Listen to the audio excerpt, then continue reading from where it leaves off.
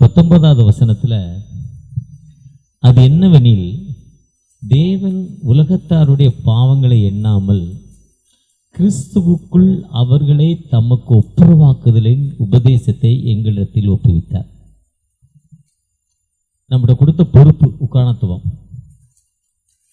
ஊழியர்களாகிய நமக்கு ஆண்டவருடைய கொடுத்த பொறுப்பு, உபதேசத்தை எங்களிடத்தில் ஒப்புவித்தார்.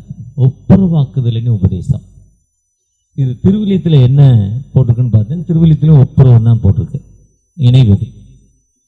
எப்படி ஒப்புரவாக்குறாருன்னா, கொலோசியர் 1ஆம் அதிகாரம் 20ஆம் வசனத்தில் திரும்ப பிறப்பு. இது 2 Corinthians 5:19. கொலோசியர் 1:20க்குள்ள பிறப்பு, சிலுவையில் சிந்தின ரத்தம் சமாதானத்திற்காக பூலோகம் பரலோகம் நமக்கு ஒப்புரவு கொள்ள அவருக்கு பிரியம். அவர் சிலுவையில் சிந்தின ரத்தமே ஒப்புரவுக்கு தான் சிந்தின ரத்தத்தை கொடுத்தார். ஒப்புரவாகிறதுக்கு தான், ஒப்புரவாகிற ஊழியத்தை தான் நமக்கு கொடுத்துருக்கிறார். அதுக்கு தான் அவர் சிலுவையில் சிந்தினாரே ரத்தம்னு சொல்றார். நேற்று தெரிந்த திருச்சபையுடைய இந்த சண்டேயுடைய மெசேஜ் எப்பவுமே திருத்துவத்தை பற்றி தான் சிந்திப்பாங்க. பெண்டிகாஸ்டேக்கு அப்புறம் திருத்துவம், ஒன்லி திருத்துவம். ஆனால் இந்த வருஷம் கொஞ்சம் நான் கிட்டத்தட்ட ஒரு 15-20 வருடமாக அந்த திருத்துவம் ஞாயிறில் எங்கேயாவது ஒரு சர்ச்சு 2 சர்ச்சு போயிடுவேன். இந்த வருஷத்தில் அந்த திருத்துவத்தை எடுக்க முடியாமல் அவங்க வேற தலைப்பை போட்டாங்க. திருத்துவம், அன்பின் குழுமம் சென்னை பேராயம் சொல்லுது. மற்ற பேராயங்கள் சொல்லுப்போம் அன்பின் சமுதாயம்.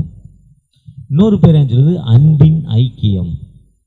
இன்னொரு பேராயம் சொல்லுது அன்பின் கூட்டமைப்பு. திருத்தத்துடைய குவாலிட்டியே அன்பு தான், லவ் தான். முப்பரி நூல் அறாது. மளிகை கடைக்காரர் 1 கிலோ சக்கரை பேப்பரில் கட்டிட்டு அந்த டோயினில் கட்டுவார். இப்போ அதெல்லாம் இல்லை, எல்லாம் அட்வான்ஸ் டெக்னாலஜியில் போய்கிட்டே இருக்குது. நம்ம உலகத்தை கெடுக்கிற மண்ணை தண்ணியை மண்ணை கெடுக்கிற பிளாஸ்டிக்கை தான் யூஸ் பண்ணுறோம். அதில் போட்டு கொடுங்க இன்னும் பேப்பர். அவர் சுற்றி கட்டிட்டு கரெக்டாக அதை 2 கையில் இப்படி பிரித்து இப்படி பிரிப்பார். அப்படி எடுத்துவார். சின்ன டோயின் தான், ஆனால் பிரித்து விடாமல் என்ன பண்ண முடியாது. அதுதான் முப்பரி நூல். ப்ராக்டிக்கலாக அதுதான் ஒப்புரவு. அந்த ஒப்புரவின் ஊழியத்தை ஆண்டவர் நமக்கு கொடுத்திருக்கிறார். ஒருவேளை அந்த ஒப்புரவின் ஊழியத்தை நம்ம எப்படி சரியா செய்கிறோமா? ஆண்டவரோடு இணைந்து, ஏன்னா ஒன்றுமில்லாத, இப்போ நான் ஒரு சில நேரத்தில் திங்க் பண்ணுவேன். ஒரு சில ஐயருங்க பார்த்தீங்கன்னா, ஐயர் ஒரு காலத்தில் ஊழியர்னாங்க. ஊழியம் கொள்ளும்படி வரல, ஊழியம் செய்ய தான் வந்தேன்னு ஜீசஸ் சொன்னாங்க. ஊழியர்னாங்க.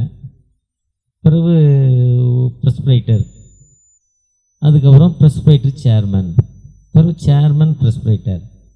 இப்போ என்ன இருக்குது? I am the chairman. ப்ரெஸ்பிரைட்டர்லாம் எங்கே இருக்குன்னு தெரியல. இது ஒரு சிலர் அப்படி இருந்தீங்கன்னா, இந்த ஆள் இப்படி பேசுகிறாரு. நான் உண்மையாக மட்டும்தான் பேசுவேன். எனக்கு தெரிந்த உண்மை அவ்வளோதான்.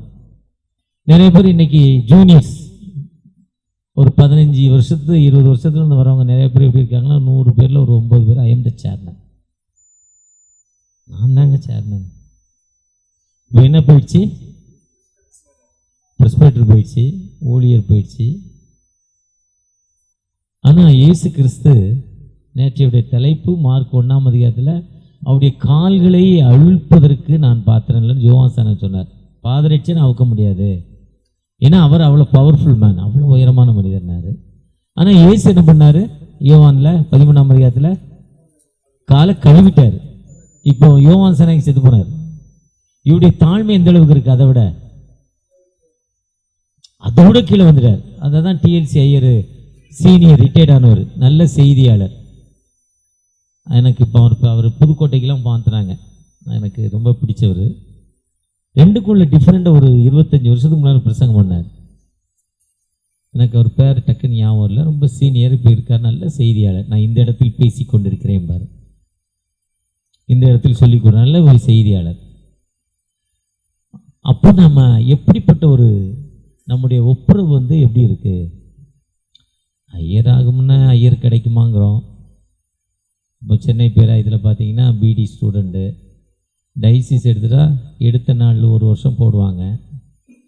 அப்போ 4000 ரூபா முன்னால் சம்பளம், இப்போ 7000 ரூபா 8000 ரூபா சம்பளம், இல்லை 10,000 ரூபா. அப்புறம் படிக்க அனுப்பிட்டு ஃபீஸ் கட்டிடுவாங்க, ஸ்டைபன் கொடுப்பாங்க. ஸ்டைபன் கொடுத்து முடித்து அப்புறம் டீக்கன் கொடுப்பாங்க, அப்புறம் ப்ரெஸ்பைட்டர் கொடுப்பாங்க. என்னைக்கு தொட்டாங்களோ தொட்டதுலேருந்து என்னது சம்பளம். அதுக்கு முன்னே அவங்க லைஃப் எப்படி இருந்தது? சோத்துக்கு கூட என்ன இல்லை, அவங்க அப்பா ஏதோ ஒரு வேலை, கூலி வேலை செஞ்சு ஏதோ கஷ்டப்பட்டு படிக்க வச்சுட்டார். பிஏ கவுடி ஹாஸ்டலில் படிக்க வச்சுட்டார். இதே மாதிரி ஏதோ ஒரு ஹாஸ்டலில் தள்ளி படிக்க வச்சுட்டார். அந்த தம்பியும் நல்லா என்ன பண்ணார், பயபக்தியாக படித்து எப்படியோ மார்க் வாங்கி மேலே வந்துட்டார், நல்ல மெரிட்டோட. ஆனால் ப்ரெஸ்பைட்டர் ஆகி சேர்மன் ஆன பிறகு இப்போ நடந்து வந்த பாதையை 100ல் 10 பேர் நினைக்கிறதில்ல, 90 பேர் நினைக்கிறாங்க. 90 பேர் நம்ம இப்படி தானே வந்தோம், எதுக்கு தானே வந்தோம், 90 பேர் நினைக்கிறாங்க. 10 பேர் வந்த பாதையை என்ன பண்ணுறதில்ல. நம்ம எவ்வளோ சோத்துக்கு கஷ்டப்பட்டோம், இன்னைக்கு இந்த திருச்சபையில் இவ்வளோ பேர் சாப்பாட்டு கஷ்டப்படுறாங்க. இன்னைக்கு இதே மாதிரி எவ்வளோ மக்கள் பின்தங்கின நிலைமையில் இருக்காங்களே, அந்த மக்களுக்கு 10 பேர்ல 9 பேர் நினைச்சு செய்கிறாங்க. நேற்று சென்ட் ஃபால்ஸில் மெசேஜ் கொடுக்குறப்ப சொல்றார் அந்த ஐயர், உதவி செய்வோம், படிக்க இருக்கிறவன் போடாத, ஃபீஸ் கட்டுறவன் போடாத, ப்ரைவேட் ஸ்கூலில் படிக்கிறவன் போடாத, இதெல்லாம் இருக்கவனுக்கு போடாத. 100 பிள்ளைகளுக்கு 1000 ரூபா 1000 ரூபா கொடுக்குறதோட 10 பிள்ளைகளுக்கு 10,000 ரூபா கொடுத்தா யூஸ்ஃபுல். அது இல்லாத பிள்ளை போடும். இப்படி காமராஜர்கிட்ட கொண்டு 10 MBBS சீட்டு சிஎம் கிட்ட கொடுத்தாங்களாம் அப்ளிகேஷனை. இது சிஎம் கோட்டா, இதை ஃபுல் பண்ணி கொடுங்க. உடனே அவர் டக்குன்னு திருப்பி ஒரு 2 நிமிஷத்தில் ஃபுல் பண்ணி சைன் பண்ணி கொடுத்துட்டாரு. கேட்டாங்க, ஜாதியை 10 போட்டியா, கட்சிக்காரனை 10 போட்டியா, எப்படி போட்ட, மார்க்கை 10 போட்டியா, எப்படி இவ்வளோ சீக்கிரம் முடிச்சிட்டிய? வாட்ஸ்அப்பில் வர செய்தி தான். எந்த அப்பெல்லாம் கை நாட்டு போட்டானோ அவனுக்கு எழுத்து போட்டேன். எந்த அப்பம் படிக்கலையோ அவன் கை நாட்டு, அவனுக்கு கையெழுத்து போட தெரியாது, அது யாருன்னே தெரியாது. இதுதான் ஒப்புறுதல். அந்த ஏழைக்கு இறங்கிறவன் சிஎன் அண்ணாதுரை சொன்ன, ஏழையின் சிரிப்பில் சிறியவளுக்கு எதை செய்தாயோ. இந்த கான்டெஸ்ட் இன்றைய காலங்களில் எவ்வளோ மக்கள் பின்தங்கின குடிகாரனா இருக்கான். அவங்க அம்மா கஷ்டப்பட்டு வேலைக்கு போய் அங்கே அடி பிடிலாம் வாங்கி, அடி வாங்கி, திட்டு வாங்கி, பலர் உடம்புல கை வச்சு, வேறு வழி இல்லை, கை வைக்காதன்னு சொன்னாலும் வேலை வருமோ பயம். கஷ்டப்பட்டு 400 ரூபா 500 ரூபா சம்பளம் வாங்கியாந்து வாடகை கொடுத்து பிள்ளைக்கு ஃபீஸ் கட்டி எதுக்கு படிக்க வைக்கிறான்? இன்றைக்கி அப்படி குடும்பங்கள் எவ்வளோ வாழுது. அப்படி படிச்சுட்டு வந்தேன்னா, ஆனால் இன்னைக்கு கருப்பு கயிறு ஏறினோடனே ஐ எம் த சேர்மன் சொல்லலாமா? சொல்லவே கூடாது. நம்முடைய ஒர்க் என்னது? எப்பவுமே அம்பிள். இதை திங்க் பண்ணும்போது அழகாக ஒரு தெக்கச்சி சுவாமிதான் சொன்ன ஒரு கதை எனக்கு காலையில் ஞாபகம் வந்தது. ஒரு ராஜா ஒரு மந்திரி காட்டுக்கு போய்கிட்டு இருக்காங்க. போகிறப்போ காடு, மலை, தண்ணீர் தேடுறாங்க, தண்ணீர் கிடைக்கல. கூட வந்த சகாக்களை பார்த்து ராஜாவுக்கு நாக்கு வறண்டுக்கிட்டே இருக்கு. தண்ணீர் எங்கேயாவது தேடி கண்டுபிடிச்சி எடுத்துகிட்டு வாங்கங்கிறார். ஒவ்வொருத்தரும் 4 பக்கம் 8 பக்கம் போகிறான். வடக்கு, தெற்கு, மேற்கு, கிழக்கு, வடகிழக்கு, வடமேற்கு, வடதெற்குன்னு 8 பக்கம் போகிறாங்க. 1 கிலோமீட்டர் நடக்கிறாங்க, தண்ணி கிடைக்கல. குறிப்பிட்ட நேரம் தண்ணியெல்லாம் செத்து போவான். இப்போ என் பையன் டாக்டரு ஆர்த்தோ, அவன் கூட படித்த பையன், அவங்க அப்பா 5 கோடி கட்டி சேர்த்தார். 5 கோடி 3 கோடி கேஷாக கொண்டாந்து கட்டினார் ஹாட்டாக. அந்த மலைக்கு மேலே, அந்த சேலம் விநாயக மிஷன் பக்கத்தில் மலை இருக்குது, அந்த மலைக்கு மேலே போனான். ஒரு நாள் லீவ் அன்னைக்கு போனவன் திரும்பி வரல. தேடி பார்த்தா செத்து போனான். ஏன்னா தண்ணி இல்லாமல் செத்து போனான். நடந்த சம்பவம் அது 4 வருஷத்துக்கு நாக்கு வறண்டு செத்துட்டான், வேறு எந்த இதுவுமே இல்லை. அப்போ ராஜாவுக்கு தண்ணியில் அவஸ்தை. அப்போ அங்கே ஒரு கண்ணு தெரியாத ஒரு மனிதர் வர்றார். 2 கண்களும் உடமான மனிதர். அவரை கூப்பிட்டு, ஐயா அங்கே எங்கேயா தண்ணி கிடைக்குமா? அவர் சொல்கிறாரு, இந்த மூக்கு இழுக்கிறார். அவர் இந்த மூக்கு இழுக்கிறார், சுற்றி சுற்றி இழுத்துட்டு இந்த திசையில் போங்க தண்ணி இருக்குங்கிறாரு. அந்த மந்திரிக்கு கோபம் வந்துட்டு, இப்போ தான் ராஜா சொல்லி நாங்கள் 1 கிலோமீட்டர் தேடி வந்திருக்கோம், இங்கே தண்ணி இருக்குங்கிறிய, நாங்கள் எவ்வளோ தூரம் தேடிட்டு வந்திருக்கோம், அப்போ நாங்கள் சோம்பேறியா? நீ ராஜாட்ட தண்ணி இருக்குங்கிறிய, எப்படா குருடனே போடான்னு திட்டுறார்.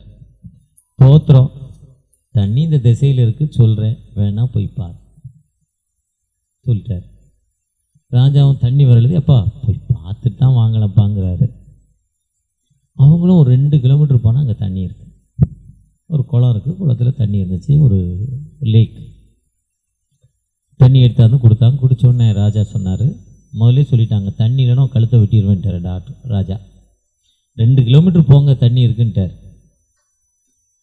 தண்ணி எடுத்தோன்னா உனக்கு எப்படி தெரிஞ்சதுன்னா, அது ஒன்றும் இல்லையா, 2 கண்ணு அவருக்கு தெரியாதுல்ல, என் மூக்கினால் அந்த சுவாசத்தை இழுக்கிறப்போ அந்த ஈர காற்று இந்த பகுதியில் தான் லேசாக வந்துச்சு. நீங்கள் தண்ணி பக்கத்தில் போனால் ஜிலு ஜிலு ஜில்லுன்னு ஒரு காற்று வரும். பீச் ரோடில் வந்து அந்த காற்றே வித்தியாசமாக இருக்கும். பீச் ரோடில் வரப்போ ரெட் ஹில்ஸ் போகிறப்போ ரெட் ஏரியை தாண்டி போகிறப்போ அந்த காற்றே வித்தியாசமாக மாறிடும். அதனால் தண்ணி அங்கே இருக்கேனாரு. உடனே இந்த ராஜா, என் கூட எங்கள் வீட்டுக்கு வந்துரு, உனக்கு ஒரு பட்டை சோறு சொன்னா தெரியுமா,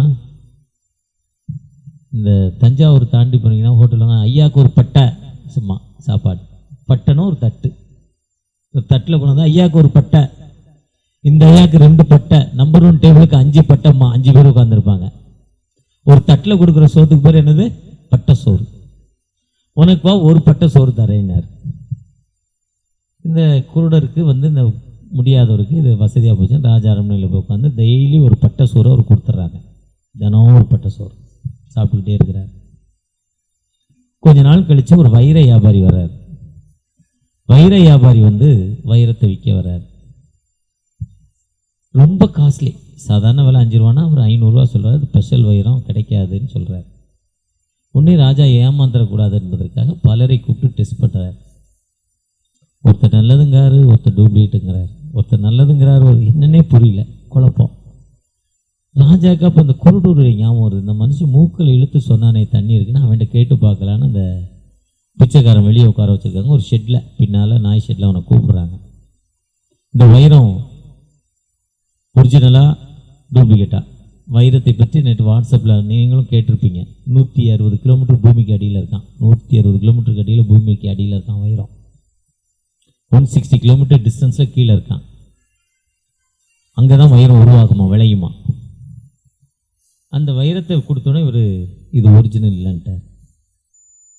எப்படிடா சொன்னார், இந்த வைரத்தில் கையில் வச்ச உடனே வெயிலுடைய சூடு என் கையில் அந்த இடத்துல தெரியுதுன்னாராம். எப்படின்னா அதில் சின்ன சின்ன துகள் ஓட்டைகள் இருக்குது. அந்த ஓட்டை வழியாக சூரிய சன்லைட் உள்ளே வருது, அதனால் அது ஒரிஜினலில் ஓட்டை இருக்குன்ட்டாராம். அதுக்கப்புறம் ஜெராக்ஸ் மிஷினில் போய் பார்த்தா அது உண்மைதான்னு. எப்படி கண்டுபிடிச்சேன்னா சின்னனுடைய அந்த ஓட்டையின் கையில் அந்த சூடு தெரியுதுன்னு அந்த பிளைண்ட் சொன்னார். இப்போ ராஜா 2 பட்டை சோறு கொடுக்க ஆரம்பிச்சிட்டார் அவருக்கு. ஒரு பட்டை எத்தனை ஆயிடுச்சு, 2 பட்டை. எத்தனை பேர் கும்பகோணம் பகுதியில் போய் சாப்பிட்டீங்கன்னா 80 ரூபா தான். நான் 3 மாதத்துக்கு முன்னால் ஒரு ஹோட்டலில் சாப்பிட்டேன். ஒரு மெசேஜ் கூப்பிட்டோங்க ஒரு இடத்துல, போனேன் சண்டே. மெசேஜ் முடிஞ்சு சாப்பாடே வரல, வாங்க போயிருக்கார், வந்துக்கிட்டே இருக்கிறார். அவர் வரல. நான் 2 நிமிஷம் 5 நிமிஷத்துக்கு மேலே எங்கேயும் வெயிட் பண்ண பண்ணேன் சாப்பாட்டுக்காக. என்னுடைய குருநாதர் அப்படி சொல்லி கொடுத்துருக்காரு, சோத்துக்காக உட்காரக்கூடாதுரா, ஓடிடுறான்னு. சோத்துக்காக என்ன பண்ணக்கூடாது, அந்த மீன் ஃப்ரெஷ்ஷாக வாங்கி ஃப்ரெஷ்ஷாக மீன் பொரியல் எல்லாம் வருது சொல்லிக்கிட்டே இருக்கிறார். நான் 3 நிமிஷத்தில் ஓடிட்டேன். சாயங்காலம் மெசேஜுக்கு நான் ரெஸ்ட் எடுக்க போகிறேன்ட்டு கும்பகோணத்தில் சுற்றி தேடி ஒரு கடைக்கு போனால் அந்த பஸ் ஸ்டாண்டில் பட்டை சோறு கொடுத்தான். கும்பகோணம் பஸ் ஸ்டாண்டில் இன்னொரு ஊர். பட்டை சோறுனா நல்லா ஒரு பச்சரிசி சாப்பாடு, அந்த நல்ல சாம்பார், மீடியம் 80 ரூபா தான், வெறும் 80 ரூபா, நல்ல சாப்பாடு, திருப்தியான சாப்பாடு. இப்போ 2 பட்டை சோறு, ஒரு பட்டை கொடுத்தா இப்போ டெய்லி 2 பட்டை இருக்கு. சிறிது ராஜா அப்படி இருக்கப்போ ராஜாவுக்கு ஒரு சந்தேகம் வந்துருச்சு. கொஞ்ச நாளைக்கு முன்னால் டிஎம்கே கவர்மெண்ட்டில் ஒரு சந்தேகம் வந்துருச்சு ஸ்டாலின் ஐயாக்கு. அப்போ யார் நல்லவர்னு கூப்பிட்டு ஒருத்தர் சொல்லிட்டார். யார், முக அழகிரி பெஸ்ட்டா முக ஸ்டாலின் பெஸ்ட்டான்னு சொல்லிட்டார். அப்போ முக அழகிரி கொஞ்சம் மோசமானு சொன்னோன்னா அந்த ஆஃபீஸெல்லாம் அடித்து உடைச்சிட்டாங்க, அந்த பேப்பர் ஆஃபீஸை. எத்தனை பேருக்கு ஞாபகம் இருக்கும் நடந்த சம்பவம் மதுரையில். ஏன்னா இவர்கிட்ட சப்போர்ட் வாங்க, இவர் வருங்காலம் மூலம் 10 வருஷத்துக்கு முன்னால், 10 வருஷம் கிட்டத்தட்ட ஒரு 7, 8, 9 வருஷம் இருக்கும். பேப்பர்லாம் அடித்து உடைச்சிட்டாங்க. அப்புறம் அது பெரிய பஞ்சாயத்தாகி இவர் நல்ல. அதே மாதிரி ராஜாவுக்கு படுத்திருக்கும் போது திடீர்னு ஒரு சந்தேகம், நம்ம எப்படிப்பட்டவரும் ஒரு சந்தேகம் வந்துட்டு. அப்போ ஒருத்தரை கூப்பிட்டா, நீ உண்மையாக நல்ல, இப்போ பிஷப் வந்தோன்னா அவர் பிஷப் உண்மையிலே வர்றவர் நல்லவர் தான், கெடுக்கிறது நம்ம தான். ஏசு கூட தோற்றுருவாரியா, நீ எவ்வளோ ஞானவான் பிஷப் ஆன பிறகு. அவரை கெடுக்கிறது யாரு? ஐயரை கெடுக்கிறது யாரு? மக்கள் தான். அவர் வேலையை பார்த்துட்டு போறாரு, தோத்துறண்டு போக வேண்டியதானே. ஐயா சூப்பர்யா, சூப்பர் மெசேஜ்யா. ஒண்ணுமே புரிஞ்சிருக்கா, தூங்கியிருப்பாங்க தான். வீட்டில் தூக்கம்ல பொன்னாடி சண்டை போட்டு அன்னைக்கு அங்கே வந்து தூங்கியிருப்பான். சூப்பர் மெசேஜ்னு போவான். அடுத்து அவர் லே பிக்சர் ஒரு மெசேஜ் கொடுப்பார்ல, வேற என்ன பண்ண போறாரு? ஐயர் நினைச்சாதான் ஃபுல் பிட்ல ஏற முடியும், பிஷப் நினைச்சாலும் ஏற முடியாது. என்னுடைய 65 வயசுல நான் கத்துக்கிட்டது, ஐயர் நினைச்சா வெள்ளக்கயிறு இருந்தாலும் ஆம்பிதாவே நீ தோத்திரிக்கப்பட்டவர், மனிதனில் உருக்கமாய் அன்பு கூர்ந்து தேவனில் உருக்கமாய் அன்பு கூர்ந்து ஒரே பேரனை உலகத்தில் தந்து சொல்லலாம். யாருனாலும் சொல்லலாம். யார் நினைச்சா? ஐயர் நினைக்கல, நீ ஆன்நேஷன் இல்லை. ஒரு ஐயர், நான் வெள்ளக்கயிறு கப்பேரரு, நான் எனக்கு எல்லாமே நிறைய ஃப்ரெண்ட் ஐயருங்கிற ஒருத்தருமே ஒன்றுமே சொல்ல. எனக்கு வெள்ளக்கயிறு கப்பேரர் வந்து அந்த சர்ச்சில் மட்டும் தான் கப்பேரரு, பக்கத்து சர்ச்சுக்கு போகக்கூடாது. நான் எல்லா சர்ச்சிலையும் அங்கேயே போட்டேன். எனக்கு தெரியும், உண்மையிலே தெரியாது, அதான் உண்மை. ஒரு ஐயர் அங்கேயே விட்றான்ட்டார். கல்யாணத்துக்கு போயிருக்கேன், அந்த கல்யாண வீட்டுக்காரன் நீங்கள் அங்கேயே போடுங்கிறான், நீ தான் ப்ளஸ் பண்ணணுங்கிறான். அந்த ஐயர் அங்கேயே வரும், நீங்கள் அங்கேயே போடக்கூடாதுரா ஓடுறான்ட்டான். அப்போ ஐயர் நினைச்சா என்ன பண்ணலாம்? எதுனாலும் பண்ண கூட முடியாது, கடவுளை அடிச்சிருவாரு. பண்ண விட மாட்டாரு, பெர்மிட் கிடைக்காது, அதெல்லாம் பண்ண முடியாது. போகிற வழியில ஹார்ட் அட்டாக் கொஞ்சம் செத்து போவாங்க. ஹார்ட் அட்டாக் உண்மையிலே கடவுளை மிஞ்சி ஒன்றுமே பண்ண ஆண்டவர் சர்வ வலிமையுள்ள தெய்வன். ஆனால் ஐயர் பெர்மிஷன்லாம் ஃபுல் பிட்ல ஏற முடியாது. ஐயருக்கு நினைக்கிறதுக்கு ஆலோசனை கொடுப்பது யாரு? அந்த கடவுள் தான் ஆலோசனை கொடுக்கணும், மக்கள் இல்லை, ஆண்டவர் தான் கொடுக்கணும். இல்லைன்னா அவருக்கு அந்த ஆலோசனை வராது. அவர் சொல்லுவார், ஒருத்தர் ஃபாரின்ல ஒருத்தர் இருந்தார், ஒருத்தர் வராரு மெசேஜ்ன்னு சொல்லிட்டேன், ஐயா நீங்கள் அனுப்புங்க, நீங்கள் யார் டிஎஸ் அனுப்புங்க, தோத்துறோன்னு ஆய்வின்னு பேசிட்டாரு. சனிக்கிழமை ராத்திரி 8 மணிக்கு. ஞாயிற்றுக்கிழமை காலையில் மெசேஜ் வேணால் கொடுக்க மாட்டேன்ட்டார், கமிட்டி கொடுக்காதுன்றார். இதெல்லாம் ப்ராக்டிக்கலாக வாழ்க்கையில் நம்ம அனுபவிச்சுக்கிட்டே இருக்கிறோம். எது அப்போ அதே மாதிரி அந்த ராஜாவுக்கு ஒரு சந்தேகம் வந்துடுது. சந்தேகம் வந்தோடனே நான் யாருன்னு கேட்குறாரு. ஒருத்தரும் ஹைஃபைங்கிறான். இந்த குருடனை கூப்பிட்டு கேட்குறாங்க, என்ன யார் சொல்லு, நீ ஒரு பிச்சைக்காரன்ட்டான். யார? இப்போ 2 பட்டை சோறு கொடுக்கணும், என்ன சொல்லிட்டான்? ஒரு ஷாக்கு. நீ எப்படிடா பிச்சை? உங்கள் அம்மாவோட போய் கேளு, பொய்யனே நீ தூக்கில் போடு, போய் கேட்டுவா. போனாரா, அவங்க அம்மாட்ட உட்காந்தாரு. என்னம்மா ஒருத்த வந்து இதே மாதிரி நான் யாருன்னு கேட்டால் நீ பிச்சைக்காரன்னு சொல்கிறான், உண்மையா இல்லையா? அந்த அம்மா சொல்லிச்சு, அம்மா உண்மை தான், நீ பிச்சைக்காரன் தான். ராஜாவை சொல்கிறாங்க, எப்படிம்மா?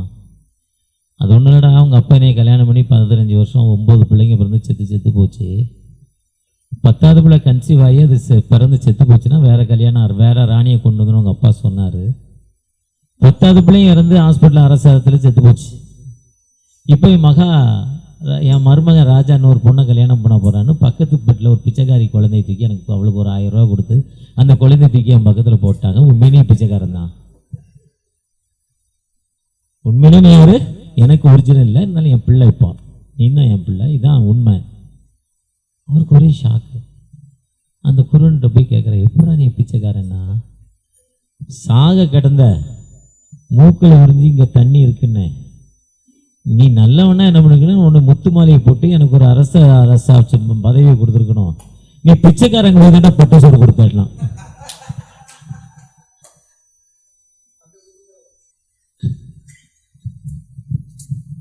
இதுதான் என்னுடைய கண்டுபிடிப்புன்னா.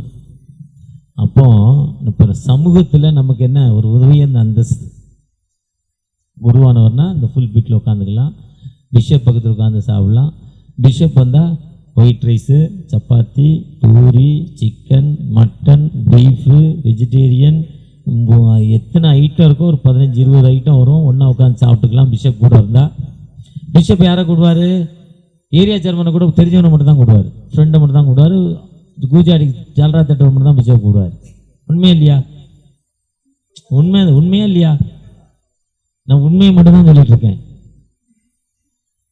அப்போ நமக்கு இப்படி உயர்வு கிடைக்கும். அதே மாதிரி எந்த ஆர்டினேஷன் எந்த ஃபங்க்ஷன் போனாலும் அங்கி போட்டோன்னா, ஆல்டரில் இப்போ கத்தீட்ரல் போனால் அந்த கொயர் உட்கார இடத்த கொடுக்குறாங்க அங்கி போட்டவங்களுக்கு. இன்னும் ரொம்ப க்ளோஸ்னா உள்ள சீட்டு கொடுக்குறாங்க, ஒரு ப்ரேயர் கொடுக்குறாங்க. ஒரு ஐயர் தூத்துக்குடியிலேருந்து வந்தார், அப்போ ஒரு 4 பிஷப் வந்துட்டாங்க. அந்த ஐயர்கிட்ட சொல்லுனாங்க. அப்போ இருக்க ஐயர்கிட்ட ஒரு வார்த்தை சொன்னேன், ஐயா தோத்திரம், என்னுடைய நண்பர் இங்கேருந்து வந்திருக்காங்க, அவங்களுக்கு ஒரு வாய்ப்பு கொடுக்கணும். முக்கியமான ஒரு ஜெபத்தை கொடுத்துட்டார். அவர் 1 மணி நேரம் ரோட்லேயே நடக்கிற பறந்துக்கிட்டே இருக்கிறார். ஏன்னா முக்கியமான ஜெபம் கத்தீட்ரலில் கொடுத்துட்டாங்க. ஐயரானதெல்லாம் கருப்பு கயிறு கட்டினது இதெல்லாம் கிடைக்குது. இருந்தாலும் நம்ம குணம் எப்படி இருக்கணும்? அப்போ நம்ம நாலேஜ் எப்படி இருக்கணும்? அதுக்கேற்ற மாதிரி ஐஃபை என்ன பண்ணிடணும்? மாறிடணும். நாம் எப்பவுமே பவுலடிகள் சொன்ன மாதிரி பின்னானவளை மறந்து முன்னானவளை. எனக்கு நியமித்திருக்க ஓட்டத்தில் நம்முடைய கடமை என்னன்னா, நமக்கு என்ன ஆண்டவர் வாழ்வு கொடுத்திருக்கிறாரோ அந்த வாழ்வை சரியா செய்யறப்போ ஒண்ணும் இல்லாம ஊழியத்தை ஆரம்பித்த ECI பிரதமர் பேர் ஃபாதர் ஆஃப் பிஷப் தூர பார்வையோடு வெறும் 10 பேர் சர்ச்சில் ஒரு சர்ச் எப்படியோ தடக்கா முடக்கான்னு ஓஎம்எஸ்ல வந்தார். ஓஎம்எஸ்ல வந்து அவருடைய முயற்சினால இன்னைக்கு எவ்வளவு அந்த 10 குடும்பங்கள் 100 குடும்பங்களுடைய எதிர்பார்ப்பு, 100 குடும்பங்களை 1000 குடும்பங்கள்னாரு, 1000 பண்ண 1 லட்சம்னாரு, 1 லட்சம் பண்ண 100 கோடின்ட்டார். இந்தியா முழுவதும் IMM ECI மூலம் எவ்வளோ ஒரு பெரிதான வளர்ச்சி. காரணம் எதுக்குன்னா அவருடைய விடாமுயற்சி, உழைப்பு. அவர் நடந்து வந்த பாதை என்ன பண்ணல, மறக்கவே இல்லை. எப்பவுமே அவர் பெருமை பாராட்டல.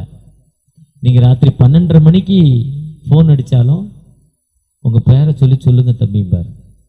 யார் ஃபோன் பண்றாங்களோ, லே பிரிச்சரா லே பீப்புளா இருக்கட்டும், இல்லை ஐயருங்களா இருக்கட்டும், ஏரியா சேர்மனாக இருக்கட்டும், லீடர்ஸாக இருக்கட்டும், 2 மணிக்குனாலும் ஃபோன் எடுத்து சொல்லுங்க தம்பிம்பார். அந்த அளவுக்கு அவர் வந்து அந்த டோன், அந்த அட்மினிஸ்ட்ரேஷன் பவர், கொடுத்த வேலை எல்லா ECI நிறுவனங்களும் அவர் பேரில் தான் இருக்கு இன்னைக்கும். ஆனால் அவர் அந்த ECIக்காக மொத்தமே அவர் நினைச்சிருந்தா வேற மாதிரி போயிருக்கலாம். ஆனால் வேற வளர்ச்சிலாம் இருக்காது. அப்போ அதுக்கு தான் தமிழகம் அவரை இறக்குறப்போ தமிழக அரசாங்கம் ஒரு குண்டுகள் துளைக்க அவருடைய பாடி அடக்கம் பண்ணாங்க. ஒரு ராஜ மரியாதை. ஒருவேளை அவர் ஒரு சில ஐயருங்க கொஞ்ச நாள் ஆனோன்னு இப்போ நாங்கள் எதுக்கு ECI விட்டு நீங்கள் வெளியே வந்தீங்கன்னு கேள்வி கேட்டால் அவருடைய பயம், நாங்கள் ஒரு 15 கிரவுண்டை பிடிச்சி ECIக்கு கொடுத்தோம்.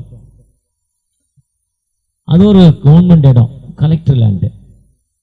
அதுக்கு முன்னே என்ன பண்ணுவாங்கன்னா, இதே மாதிரி பிடிச்ச இடத்த அவன் என்ன பண்ணுவான், அந்த லோக்கல் ஐயர் அவன் பேரில் பட்டா போட்டுருவான், லோக்கல் ஆளுங்களை வச்சுக்கிட்டு. அப்படி இவங்க போட்டுருவாங்களோடு பயத்தில் தான் எங்களை வெளியே அனுப்புறாரு. அவருடைய அரசியல் நாலேஜ் அது. இவங்களும் போட்டுருவாங்களோ அவங்க பேர்ல இடத்த, அதோடைய மைண்டு. அவர் வெளியே அனுப்பல, நாங்கள் யாரும் இங்கே வந்திருக்க மாட்டோம், CSIக்கு வந்திருக்க மாட்டோம், CSIக்கு உலக அளவில் போயிருக்க மாட்டோம். அப்போ ஆண்டோட சித்தம் தானே அதுவும். ஏன்னா அவர் வந்த பாதையை எப்பவுமே என்ன பண்ணல, மறக்கல. எளிமையான வாழ்வு. ஆண்டவர் என்ன கான்செப்ட், என்ன வாழ்வு கொடுத்தாரோ, எதுக்காக நம்ம அழைத்திருக்கிறாரோ. குடும்பத்தில் நீங்கள் 5 பிள்ளைங்க, உங்களை நம்மளை ஆண்டவர் ஊழியத்துக்கு அழைத்திருக்கிறார். இந்த கிராமத்தில் அந்த ஏரியாவிலே நம்ம அங்கி போட்டிருக்கோம், ஆண்டவர் அந்த அளவுக்கு நம்ம வைத்திருக்கிறார். அப்போ அந்த அழைப்பை நாம் சரியாக பயன்படுத்துகிறோமா? அது சமூகம் நமக்கு உயர்ந்த அந்தஸ்து கொடுக்கணும் அவசியம் இல்லை. ஆண்டவர் ஒருத்தர் நமக்கு அந்தஸ்து கொடுத்தாலே போதும். அதன் காலத்தில் ஏற்ற விலையில் உயர்த்தும் ஆண்டவர். அவர் ஓங்கிய புயத்துக்குள் அடங்கி இருக்கணும். அடங்கி இருந்தா போதும். அந்த ஓங்கிய புயத்துக்குள் நம்ம எப்போ அடங்கி இருக்கிறோமோ, இப்போ இந்த ஏரியாவில் பாஸ்டர் ஐஜான் BKNல நடத்துறார். ஒரு சர்வீஸ்க்கு 15,000 ரூபா, 2 மணி நேரம் சர்வீஸ், 15,000 ரூபா வாடகை. 2500 பேர், 2000 பேர்லேருந்து 2500 பேர் வர்றாங்க. வடசென்னையில் ரொம்ப ஜெனியன் பாஸ்டர் ஐஜான். எந்த பாஸ்டர் ஃபெலோஷிப்பும் போக மாட்டார், யார்கிட்டையும் போக மாட்டார். தனியாக ஒரு மனிதன், ஒரு பெரிய பெருமை வளர்ச்சி. காரணம் என்னன்னா, ஆண்டவரோடு இணைந்திருப்பது.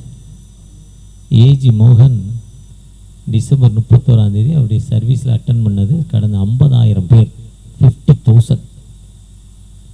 இனி நான் நினைக்கிறேன் CSI மொத்த மெம்பரே சென்னையில் அவ்வளோ பேர் தான் இருப்பாங்கன்னு நினைக்கிறேன். இல்லை 1,00,000 பேர் இருப்பாங்க. ஒரு தனி மனிதனாய் தன் வாழ்க்கையை தொடங்கி இந்த அளவுக்கு ஒரு ஒரு பெரிய வளர்ச்சியை கொடுத்துருக்கிறாருன்னா, ஒரு நிறுவனத்தை சார்ந்திருந்தால் அந்த நிறுவனத்துக்கு உண்மையாக இருக்கணும். ஒன்று, ஆண்டவருக்கு என்ன பண்ணணும்? உண்மையாக இருக்கணும். நிறுவனத்திற்கும் உண்மையாக இருக்கணும். எல்லாத்துக்கு மேலே யாருக்கு இருக்கணும்? ஆண்டவருக்கு உண்மையாக போகணும். வேதம் என்ன சொல்லுதோ வேதத்தின் அடிப்படையில் ஆண்டவருக்கு நம்ம உண்மையாக போகிறப்போ ஆண்டவர் எல்லா நிலையிலும் உயர்த்தும் ஆண்டவர். அந்த ஆண்டவர் எப்பவுமே நம்ம என்ன பண்ண மாட்டார்? கைவிடாத ஆண்டவர். கொடுத்த வேலையில் சரியாக செஞ்சுக்கிட்டு இருக்கோம்னா மனிதன் தயவு நமக்கு தேவையில்லை. அவர் நமக்கு யுத்தம் பண்ணிக்கிறவர். யுத்தம் யாருடையது? கர்த்தருடையது. நீங்கள் சும்மா இருப்பீர்கள். குதிரை யுத்த நாளுக்கு ஆயத்தப்படும், ஜெயமோ நம்ம அதை விட்டுட்டு அந்த நேரத்தில் விட்டுட்டு வந்துட்டோன்னா பின்னால் நமக்கு ஆண்டவர் வாழ்வு கொடுக்கும் ஆண்டவர். நம்ம எப்போவுமே கொடுத்த வேலையில் எப்போவுமே சரியாக இருக்கணும். ஏன்னா நம்ம பிரித்தெடுக்கப்பட்ட மக்கள். நான் டிஎஸ், எங்களுக்கு டிஎஸ் பட்டம்புடி, டிஎஸ் பெருங்காயம், ஈசோப், நவ் 5 பெட்ரோல் பங்க், 2 ஸ்கூல், மற்றபடி விவசாய இடம். பிள்ளைகளுக்காக என்னுடைய பிள்ளைகள் 3 பேரில் 2 பேர் டாக்டர்ஸ், மருமகன் டாக்டர், மருமகள் டாக்டர், அண்ணனுடைய மூத்த மகள் டாக்டர். அதனால சிறந்த மல்டி ஸ்பெஷாலிட்டி ஹாஸ்பிட்டல் ஒன்று கட்டிக்கிட்டு இருக்கோம், பெரிய ஹாஸ்பிட்டல். விவசாய பூமி. அவருடைய வாழ்க்கை பார்த்தீங்கன்னா நாளைக்கு எங்களுடைய அண்ணனுடைய 2வது அண்ணனுடைய நினைவு நாள். மூத்த அண்ணன் இறந்து 5 வருடங்கள் முடிச்சு 6வது வருஷம் போய்கிட்டு இருக்கு.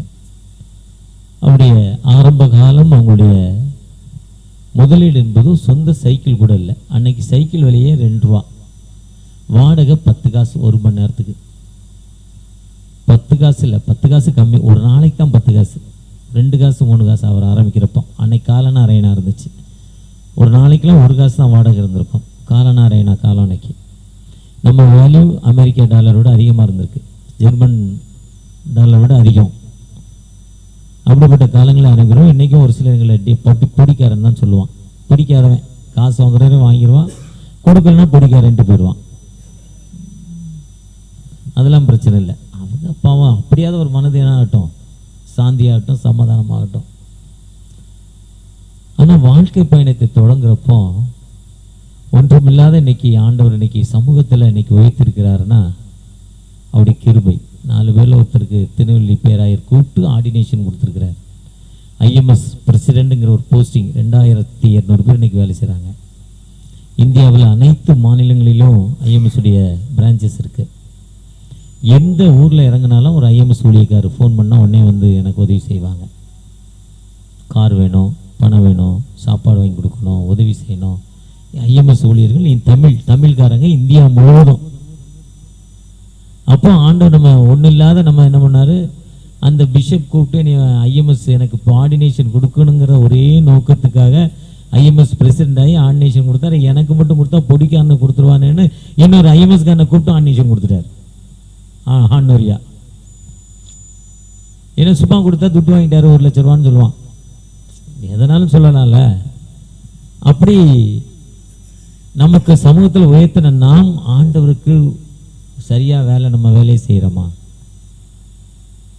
திங்க் பண்ணுறப்பவே ஐயா அசோக் ஐயா கூப்பிட்டு சொல்கிறப்பவே எனக்கு 2 நாளைக்கு 3 நாளைக்கு முன்னாலே இந்த திங்கிங் வரப்போ எனக்கு இன்னொரு சம்பவம் ஞாபகத்துக்கு வருது. வாட்ஸ்அப்பில் கேட்ட சம்பவம் தான்.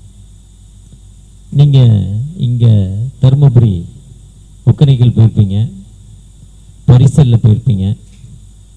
பரிசல்லேருந்து ஒரு இடத்துலேருந்து ஒரு இடத்த தாண்டுறப்போ ரொம்ப ஸ்பீடாக தண்ணி போகும். ஸ்லீப் பண்ணால் அவுட்டு. ஒரு சில நாள் பரிசல் விட மாட்டாங்க. ஒரு சிலர் போயிருப்பீங்கன்னு நினைக்கிறேன். நான் போயிருக்கேன் ரொம்ப நாளைக்கு முன்னால். இது பேர் நயகரா ஃபால்ஸில் பரிசல் ஓட்டுற ஒரு தம்பி. உலகத்திலே அதிகமான பெரிய நீர்வீழ்ச்சி நயகரா. அமெரிக்கா போகிற யூஎஸ்ஏ போகிற டூரில் முக்கியமான ஒரு பிளேஸ் நயகரா. அதில் பரிசல் ஓட்டுறவன் அவன் ஒருத்தன் தான் பரிசல் ஓட்டுறான், வால்வி மகன். அவன் தான் பரிசல் ஓட்டுறான். அவன் எப்போயுமே மத்தியானம் 1 மணி 1:30 மணிக்கு மேலே சாப்பாடு கொண்டு வருப்பான். பரிசலை வச்சு சாப்பிடுவான். அந்த ஆற்று தண்ணி எடுத்து குடிப்பான். அந்த பரிசல் அந்த மரத்தில் கட்டிடுவான். நல்ல கீழேருந்து குளிர்ந்த காற்று, மேலேருந்து மரத்தில் குளிர்ந்த காற்று ஜில்லு ஜில்லு ஜில்லுன்னு இருக்கும். படுத்து 1 மணி நேரம் தூங்கிடுவான். அவரே ஒரு பரிசல் தான், நல்லா தூங்குவான்.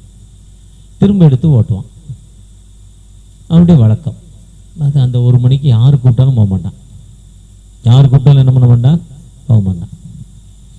அவனுக்கு அந்த 1 மணி நேரம் தூங்கணும். இப்போ எனக்கு நான் இப்போ லேட்டஸ்ட்டாக 2 வருஷம் 3 வருஷமாக பழகிருக்கேன். மத்தியானம் 1 ஹவர் தூங்கலைன்னு கஷ்டம், அப்படி பழகிட்டேன். ஒரு நாள் அவன் தூங்குற டைம் அவன் பரிசல் ஓட்டுறாங்க. எல்லாரும் ஆச்சரியமாக பார்க்குறாங்க, பரிசல் எடுக்க மாட்டானே, பரிசல் எடுத்துட்டானே, எப்படி எடுத்தான் பார்க்குறாங்க. பரிசல் முள்ள தள்ளி போய்கிட்டே இருக்கிறவன் பார்த்தா அவனை காணல. பரிசலில் தூரமாக நின்று வேலை செய்கிறவங்க மரத்தில் மேலே நேரி எட்டி பார்த்தா படுத்திருக்கான், தூங்கிட்டு இருக்கான். பரிசல் தன்னாலே போய்கிட்டு இருக்கு. அந்த அலையில் அந்த தண்ணி ஆடி ஆடி ஆடி அவன் போட்ட இந்த 8 சுருக்கு அவுந்துருச்சு. சுருக்கு பரிசல் போகுது. பரிசல் இருக்கவனை கூப்பிட்றாங்க, ஏய் பாஸ்கர், டேய் பாஸ்கர். சத்தமே கேட்கல. அப்படி போய்கிட்டே இருக்கிறப்போ அந்த தண்ணி உளுந்து மனுஷனை கவுக்கிற இடத்துக்கு தப்பிடுச்சு. அப்போ தான் பார்க்குறான், அவன் காப்பாற்ற முடியாத நிலைமையில் அந்த இடத்துல அவன் கவுந்து அந்த தண்ணியோடு ஆற்றோடு அடித்து போய்விட்டான். ஒருவேளை வாழ்க்கை எங்கள் பயணத்தை ஆரம்பித்திருக்கிற நீங்கள் நானும் இந்த வாழ்க்கையில் உலகத்தில் ஒரு வித்தியாசமான வாழ்வை ஆண்டவர் நமக்கு கொடுத்திருக்கிறார். உன்னத பணி. மெயின்லைன் சர்ச்சில் இருக்கவங்க பார்த்தீங்கன்னா மாதம் 1ஆம் தேதியோ 2ஆம் தேதியோ 5ஆம் தேதியோ 31ஆம் தேதியோ சம்பளம் வந்துடும்.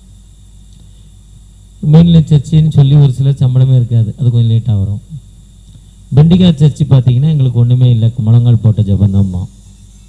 ஆனால் எவ்வளோ வந்தாலும் நமக்கு தான், யாருக்கும் கணக்கு கொடுக்க போகிறதில்ல. எத்தனை போய் நிரம்பினாலும் மெயின்லைன் சர்ச்சு எவ்வளோ கிடைக்கும், சம்பளம் தானே. அதுபோல் என்ன போகிறானாலும் சம்பளம் கொட்ட போகிறதில்ல. இவர் போய் 150 ஊழியர் 150 குடும்பத்தை 500 குடும்பமாக ஆக்கியிருக்காரு, 2 சர்வீஸை 3 சர்வீஸ் ஆகியிருக்காரு. இவ்வளோ வருமானம் நமக்கு போன அட்ஜஸ்ட்மெண்ட்டு போய் அவர் போகிறப்ப 50,000 ரூபா இருந்தது, இப்போ 5 லட்ச ரூபா அசஸ்மெண்ட் கட்டுறாரு. பழைய ஐயர் 5 லட்ச ரூபா பாக்கி வச்சுட்டு போயிட்டாரு, இவர் 5 லட்ச ரூபாயை முடிச்சிருக்கிறாரு. கோயில் கட்டியிருக்கான்னு ஒரு 5 ரூபா கூட்டி கொடுப்பாங்கங்களா? 5 ரூபா கூட 1 ரூபா கூட கூட்ட மாட்டான், கூட்ட முடியாது. ஆனால் இது உலக பிரமண வாழ்வு. ஆனால் ஆண்டவருக்காக உன்னத பணியாக உண்மையாக செஞ்சுட்டு போகிறப்போ அந்த மரணம் நமக்கு வராது. அந்த மரணம் நமக்கு வரவே வராது. நம்ம எங்கே இருந்தாலும் சரி, எவ்வளோ வேலை செஞ்சாலும் சரி, செய்கிற வேலைக்கு என்ன பண்ணுவார், இன்னொரு வகையில் ஏதோ ஒரு இடத்துல நம்ம கணக்கு அதிகமாகிக்கிட்டே இருக்கும். ஏதாவது ஒரு வகையில் எந்த வகையிலும் குறைவார். ஏன்னா அவர் எப்பவுமே கணக்கில் என்ன கிடையாது, தப்பு கிடையாது. போட்டா தான் கணக்கு. அந்த கணக்கு என்னமே எப்பவுமே என்ன பண்ண மாட்டார், விட மாட்டார். நம்முடைய எதிர்பார்ப்பு என்பது அதுதான். நீதிமொழிகள் 18:9 சொல்லுது, தன் வேலையில் அசதியாக இருப்பவன் அழிமனுக்கு. நீதிமொழிகள் 22:29 தன் வேலை ஜாக்கிரதை இருப்பவனை கண்டாயானால் நீசருக்கு முன்பாக நிற்காமல் சோம்பேறியே தூங்காத. எறும்பிடத்துல போய் என்ன பண்ண கற்றுக்கொள். சோம்பேறி படுத்துக்கிட்டு போய் கேட்டா, அவனை அறுக்கிற இடத்துல போய் பிச்சை கேட்டாலும் சோம்பேறிக்கு பிச்சை கிடைக்காதான், தூங்குறவனுக்கு உணவு கிடைக்காதான். அப்ப நம்ம எங்க போனாலும் எந்த இடத்துல பணி செய்தாலும் அந்த பணியை உண்மையாய் என்ன நோக்கத்தோடு ஆண்டவர் அழைத்தாரோ அந்த நோக்கத்தை நிறைவேற்றுகிற மக்களாய், அந்த நோக்கத்தை நம்ம நிறைவேற்றுகிற மக்களாய் காணப்படுறப்போ மற்றவங்களை பார்க்கக்கூடாது. பக்கத்தில் இருக்கவன் போட்டு கொடுத்துக்கிட்டே இருப்பான், வேலை செய்ய விட மாட்டான். கிறிஸ்தவத்தில் இயேசு கிறிஸ்துவ போட்டு கொடுத்த மாதிரி போட்டு கொடுத்துக்கிட்டே தான் இருப்பான், அவன் வேலையாக தான். யோவான் யாக்கோபு பதவி கேட்கலையா, கேட்டாங்கல்ல. இது கிறிஸ்தவம். ஏன்னா சின்ன வட்டம், நம்ம வட்டம் ரொம்ப சின்ன வட்டம். அப்போ நம்ம கொடுத்த அந்த பணியில் நாம் உண்மையா இருக்கிறப்போ நம்மை உயர்த்தும் ஆண்டவர். எல்லா நிலையிலும் நான் ஐஎம்எஸ் உடைய பிரசிடெண்டாக இருந்தேன். அது முடியுமே அந்த டைசிஸ் கூப்பிட்டு எனக்கு சாரா டக்கர் கொடுத்துச்சு. 4 வருஷம் சாரா டக்கர் செக்ரட்டரியாக இருந்தேன். 4000 பிள்ளைகள் பிடிச்சாங்க, 450 பேர் வேலை செஞ்சாங்க. ஒரு பாஸ்டேட் சேர்மனுக்கு என்ன பவரோ அதே பவர் தான் அந்த காலேஜ் உள்ள சேர்மன் பிஷப்ட்டு கூட கேட்க வேண்டாம், செக்ரட்டரிக்கு அவ்வளோ பவர். கவர்மெண்ட் சைடில், மேனேஜ்மெண்ட் சைட்லையாவது பிஷப் கேட்கணும், கவர்மெண்ட் சைடில் கையெழுத்து போடுறப்போ சேர்மன்லாம் நோ பவர். அது முடிஞ்சு என்னை விரட்டி விடுறாங்க. சென்னை பேரை கூப்பிட்டு என் ஒய்ஃபுக்கு சென்னை பேரத்துடைய ட்ரெஷர் கொடுக்குறாங்க.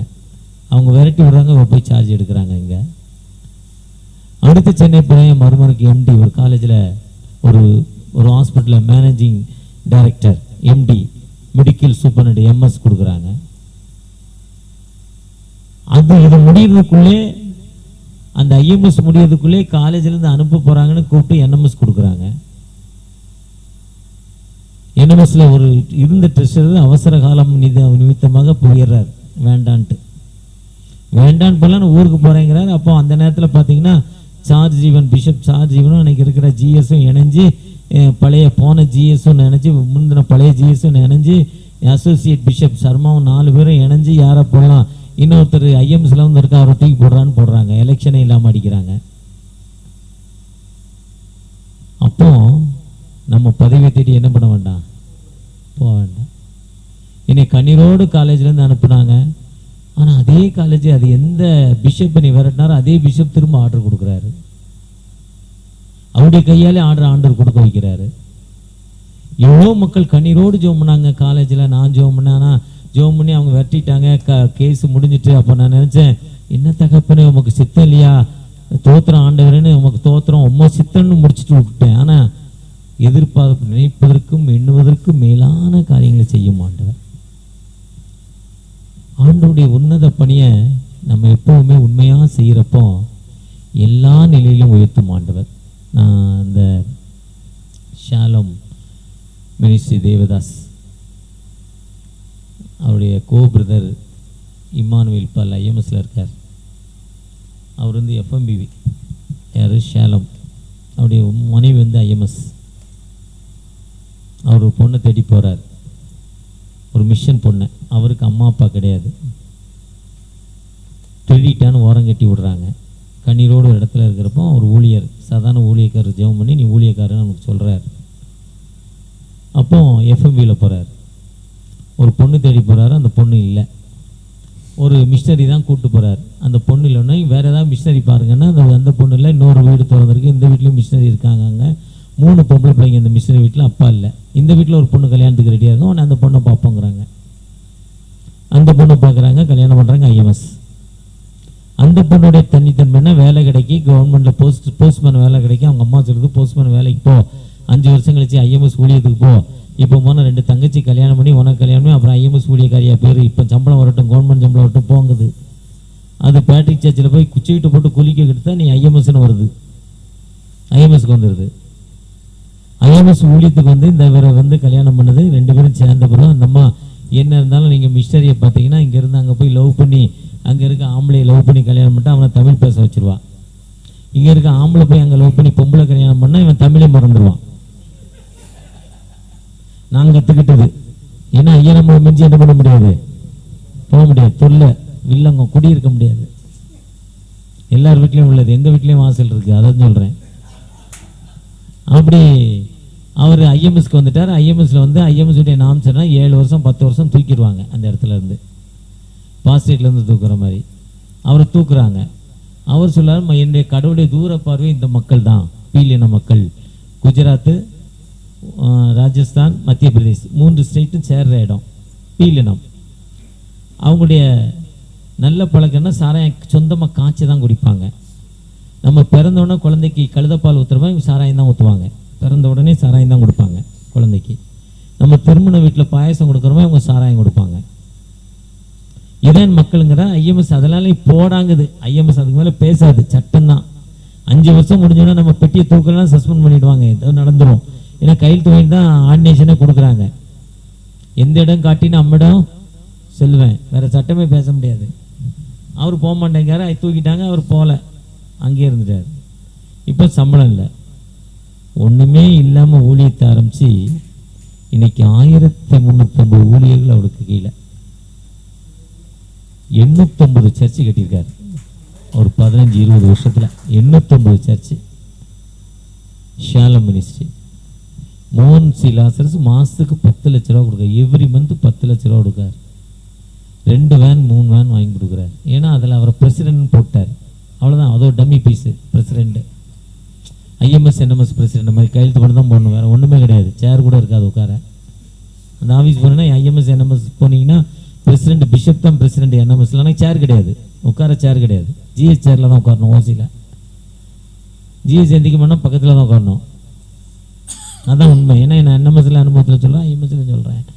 ஆனால் அவருக்கு பிரசிடென்ட் போட்டதெல்லாம் அவ்வளோ பணம் கொடுக்குறார் மோகன் சிலாசரஸ். நீங்கள் எங்கே பார்த்தாலும், ஃப்ளைட்டில் பார்த்தாலும், பாத்ரூமில் பார்த்தாலும் கவுன்சிலிங் தான் கொடுப்பாரு, துட்டு தான் கேட்பார். சாட்சி சொல்லிக்கிட்டே இருப்பார். அவர் சொல்கிறத பார்த்தோன்னா நம்ம அப்படியே உருகிடுவோம் ஐஸ் மாதிரி. அந்த அளவுக்கு நாலேஜ். அதுக்கு தான் இன்னைக்கு 1350 ஊழியர்கள் ஒரே நேரத்தில் 1000 பேர், 1200 பேர், 1500 பேர் ஞானஸ்தானம் கொடுக்குறாங்க. இன்னைக்கு நடந்துகிட்டு இருக்கு. இப்போ வாரத்தில் 100 பேர், 200 பேர், 300 பேர் மொத்தமாக ஞானஸ்தானம். லோக்கல் எவாஞ்சலிஸ்ட் தான், எல்லாமே லோக்கல் மக்கள். 1300 பேருக்கு ஒரு ஆளுக்கு 7000 ரூபா சம்பளம்னாலும் எவ்வளோ கொடுக்குறாரு பாருங்க. ஆனால் நம்ம சர்ச்சுக்குள்ளே அவரை விட முடியாது, விட மாட்டோம். நம்ம மெயின்லைன் சர்ச்சில் விட்டால் நமக்கு மெம்மா கொடுத்துருவாங்க. ஆனால் அப்படிப்பட்ட நிலைமையிலும் ஆண்டவர் ஒரு அற்புதமாக வழி நடத்துகிறார். ஏன்னா அது யாரை நம்பி இல்லை. அந்த நயகரா வீழ்ச்சியில் 1 மணி நேரம் தூங்குறவன மாதிரி இல்லை. நல்ல அந்த ஓலை அந்த அந்த அழகாக அந்த கதையை சொல்லுவோம், சூப்பராக சொல்லுவோம். அந்த தண்ணி ஆட ஆட அது ஊஞ்சல் ஆட்டுற மாதிரி, தொட்டில் ஆட்டுற மாதிரி இருக்குமா. அப்படி போய் போய் ஆடுவோம், அழகாக தூங்குவான். கீழேருந்து தண்ணி, கூலிங் மேலேருந்து காற்று. ஆனால் அது ஒரு நாள் அவுந்த பொழுது அவன் லைஃப் என்ன ஆயிடுச்சு, மரணம். ஆனால் ஆண்டவன் கொட்ட பொறுப்பு என்னென்னா, கொலோசியர் அந்த 2 கொரிந்தியர் 5ஆம் அதிகாரம் ஒப்புரவாக்குதலின் ஊழியம், அது சமாதானத்தின் ஊழியம். கொலோசியர் 1 சிலுவையில் சிந்தின ரத்தம் சமாதானத்திற்காக. பூலோகம் தொடர்ந்து நமக்கு ஒப்புரவாக்குள்ள அவசியம். அந்த ஒப்புரவாக்குற ஊழியத்தை நாம் சரியா செய்கிற மக்களாய் காணப்படுகிறோமா? அந்த ஒப்புரவாக்குது என்பது முதலாவது நம்மை அழைத்த அழைப்பு. நம்ம திரும்பி பார்க்கணும், யார் நம்ம இருந்த நிலைமையில. இன்னைக்கு சமூகத்தில் நம்ம எப்படி இருக்கிறோம்? நம்ம போடுற சட்டை எவ்வளவு? 2500 ரூபா பேண்ட். ஒரு சிலர் ஏரியா சேர்மன் ஆனாலே தோத்திரம் சொல்ல மாட்டாங்க. தோத்தம் எத்தனை தோத்திரம் தான் சொல்லுவார், முழுசா சொல்ல முடியாது. ஷோல்டர்லாம் மேலே ஏறிடும். ஒரு சிலர் பிஷப் ஆன பிறகு திரும்பியே பார்க்க மாட்டாங்க. எப்படின்னா அப்படி அந்த அட்டென்ஷன் குதிரை போன மாதிரி போவாங்க. ஒரு சிலர் இன்னும் பதவி வந்தால் பிடிக்கலாம் பார்க்கவே மாட்டாங்க, பிடிக்காதானே பார்க்கவே மாட்டாங்க. ஆனால் எல்லாத்துக்கும் நீங்கள் தாங்க பிஷப்பு. நம்ம ஞானவரம் ஐயா சொன்னார், ஒரு என்னுடைய டீக்கன் ஆர்டினேஷன் 2016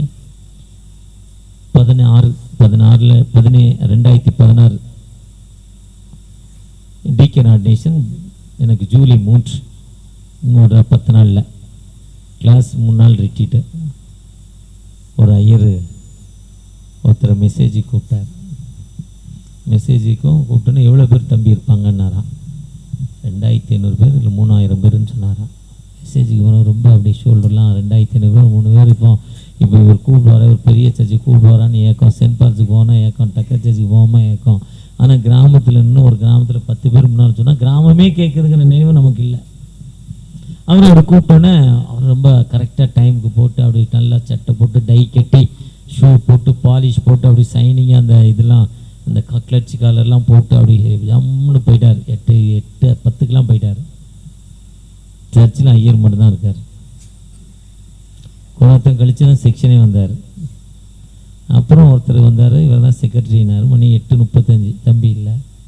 8:40க்கு 8:30 சர்ச்சு, 8:45க்கு 3 பேர் வந்தாங்க. தம்பி என்ன தம்பிண்ணா? ஐயா நீங்கள் மைக்கு மூலம் பேசுகிறப்போ இந்த கிராமமே கேட்குதியாண்ணா. என்ன தம்பிண்ணா? இந்த கிராமத்துக்கு நான் தாங்க ஐயரு. எவன் செத்தாலும் நான் தான் ஜெபம் பண்ணோம், எவன் பிறந்தாலும் ஜெபம் பண்ணுறேன், என்ன நடந்தாலும் எல்லார் வீட்டுக்கும் போய் ஜெபம் பண்ணுறேன். கிறிஸ்தவனுக்கு ஜெபம் பண்ணுறேன், முந்துக்களுக்கு ஜெபம் பண்ணுறேன், முஸ்லீமுக்கு ஜெபம். நான் தாங்க ஐயரு. நீ என் கூட வரீங்களா ரோட்டில் எல்லாரும் தோத்தம் சொல்லுவாங்க. எனக்கு உள்ளே இவ்வளோ இருக்கான அவசியம் இல்லை. இப்போ நம்ம டிரான்ஸ்ஃபரில் அப்படி தான் நினச்சிட்டு இருக்கோம். அப்போ நம்ம அந்த கிராமத்துக்கு ஒப்புரவாகும் ஊழியம், சமாதானத்தை கொடுக்கும் ஊழியம், எங்கே இருக்கிறோமோ அந்த இடத்துல உண்மையாக பணி செய்கிறப்போ நம்மை உலக அளவில் கரெக்டாக அந்த காலத்தில் அடிப்பாருங்க. கேம் எது என்னங்க, நான் சிஎஸ்சிலேருந்து முன்னேற முடியும், டிஎஸ்சிலேருந்து என்னங்க முன்னேற முடியும்? இவ்வளோ தானங்க. மிஞ்சி போனால் பெரிய சர்ச்சு அடைக்கலநாதர், அதை விட பெரிய சர்ச்சு அதுக்கப்புறம் அன்புநாதர் போனா டி கிரேடு மைனஸ். அது இங்க 5 வருஷம் இந்த பிறகு எங்க போயிடும், டி கிரேட் ஆயிரும். அதுக்கு மேல டிஎல்சிக்கு மேல இல்ல. அதுக்கப்புறம் தரங்கம்பாடி போட்டாலும் கிராமம் போக்குவரத்துக்கு வசதி இல்லை, தரங்கம்பாடி ஹெட் குவார்டர். ஆனா அது இல்லை. அழைக்கப்பட்ட அழைப்பு. நம்ம அம்மா அப்பா உங்களை என்ன நோக்கத்தோ, நான் ஐயரான்னு நினைக்கலங்க. எங்க அம்மா ஐயர் வேலைக்கு எனக்கு ஒப்பு கொடுத்து ஜோம் பண்ணாங்களா எனக்கு தெரியல. ஆனா அழைக்கப்பட்ட அழைப்புக்கு பாத்திரமா நடக்கிறப்போ எல்லா நிலையிலும் உயர்த்தும் ஆண்டவர். Charles Spurgeon, Benny Hinn, Billy Graham, Smith இவர்களை போல உலகளவில் பிரசித்தி பெற்ற மக்களாய் அங்க மிரக்கல் வந்துச்சுன்னா முடிச்சு. அப்படிப்பட்ட ஆண்டவர் நம்மோடு இருக்கிறார். ஒரு விஷயம் கூட கண்களை மூடி ஆண்டவரை நோக்கி ஜெபம் பண்ணுவோம். தகப்பனே, இந்த நல்ல நாளில் நமக்கு நன்றி செலுத்துகிறோம். எங்களை பிளஸ் பண்ணுங்கப்பா. ஏதாவது நாங்கள் பெருமை எங்களை குறித்து பேசியிருந்தால் எங்களை மன்னிங்க, எங்களுடைய எண்ணங்களை மன்னிங்க. நாங்கள் உங்களுடைய நாமத்தை சரியாக பயன்படுத்த எங்களுக்கு தேவையான ஞானம், பலன், அறிவு எல்லாத்தையும் தாங்க. எத்தனையோ கண்ணீரான வேதனை, துன்பத்தில் இருக்கிற எங்கள் துன்பங்களை மாற்றுங்க. உங்களிடத்துக்கு மீட்பு இயேசு மூலம் ஜெபம் கேளும் அன்பின் தகப்பனே, ஆமென். அறுவடை மிகுதியாலோ இல்லை, அன்பரின் கதறல்